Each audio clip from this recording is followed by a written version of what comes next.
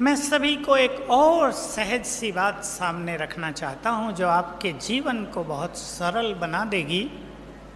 बाबा जब से साकार में थे तब से ही ये बात कभी कभी कही है, अव्यक्त में भी कही है।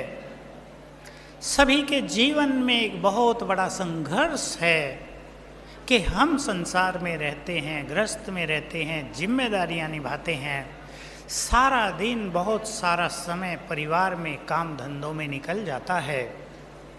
संसार की उलझनें हमें समस्याओं से ग्रस्त कर देती हैं, पुरुषार्थ अच्छा नहीं होता। मैं एक सिंपल सा परिवर्तन आपके सामने रख रहा हूँ, सभी ध्यान देंगे भाई बहनें। एक भावनात्मक चेंज, एक संकल्पों का परिवर्तन सभी को अपने अंदर लाना है, अभी लाना है। हमारे अंदर बड़े नेचुरल रूप से ये संकल्प है, ये घर मेरा है। बच्चों को आप अपने देखेंगे, ये मेरे बच्चे हैं, ये मेरा परिवार है, ये मेरा काम धंधा है। बड़ी नेचुरल फीलिंग होती है परिवार में। ये आप चेंज करें, मेरा घर अब से बाबा का यज्ञ है और मैं जो उसमें काम करता हूँ, काम करती हूँ, वो यज्ञ सेवा है। बहुत सुंदर अनुभव रहेंगे। आपके इस यज्ञ की संभाल स्वयं बाबा करेंगे, आपका यज्ञ भरपूर रहेगा। बाबा कहते हैं कि जो अपने घर को बाबा का यज्ञ बना लेते हैं वो तो मानो ब्रह्मा भोजन ही खाते हैं। उनके भंडारे और भंडारी सदा भरपूर रहते हैं। सभी अपने अंदर ये भावना भरेंगे, मेरा घर, परिवार, बच्चे, मेरा काम धंधा जो सारा दिन मैं करती हूँ, वो सब बाबा का यज्ञ है, ईश्वरीय सेवा है। अब मैं चाहूँगा सभी आधा मिनट के लिए डीप साइलेंस में बैठें और अपने घर को यज्ञ बना दें। यहीं से चलें सभी डीप साइलेंस में। सभी का घर बाबा का यज्ञ हो गया। हो गया, सभी ने कर दिया। हाथ उठाएं जिन्होंने किया है, वही हाथ उठाएंगे जिन्होंने किया है। जिन्होंने नहीं किया वो नहीं उठाएंगे। बहनों का तो है यज्ञ, आप तो यज्ञ में हो, टीचर्स हैं। बहुत अच्छा होगा, अनेक बोझ समाप्त हो जाएंगे। प्रैक्टिकल में अनुभव होने लगेगा, बाबा अपने यज्ञ की संभाल करता है, बाबा अपने यज्ञ को भरपूर करता है।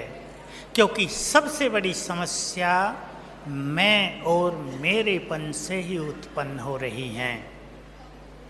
अब एक और बात करके हम अपने को स्थित करेंगे आज के मिलन के लिए। मैं एक बात और सभी को याद दिला दूं, पिछली अव्यक्त मुरली की ही बात है और हम सबको बहुत ही गहराई से उस बात पर ध्यान देना है। हम जब कहते हैं ये संस्कार मेरा है, भाई मेरा क्रोध का संस्कार जाता नहीं, मेरा मूड ऑफ करने का संस्कार जाता नहीं, मेरा मोह का संस्कार जा नहीं रहा है। तो एक बहुत सूक्ष्म सी साइकोलॉजी इसके पीछे है, मनोविज्ञान इसके पीछे है। बाबा ने वही बात कही है, क्योंकि तुम कहते हो मेरा संस्कार, इसलिए वो घर में बैठ जाता है।